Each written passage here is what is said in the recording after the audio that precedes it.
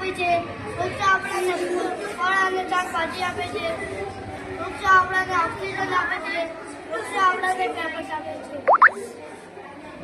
Healthy food સ્વસ્થ રહેવા માટે આપણે સ્વસ્થ ખોરાક ખાવો જોઈએ.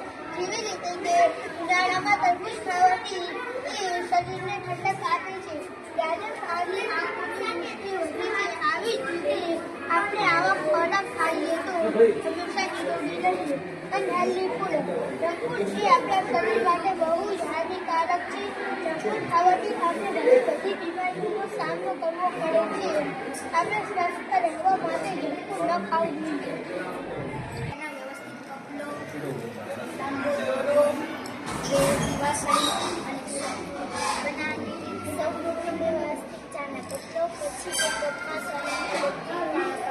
પછી બંને કપમાં દોરો નાખીને તે દોરામાં કપના અંદર દિવાસળી રાખીને દિવાસળીને દોરા વડે બાંધી દો. આમ તૈયાર છે ચાના કપનું સાંભળવાનું મશીન. બે કપમાં દોરાને દિવાસળી વડે બાંધતા બંને કપને દૂર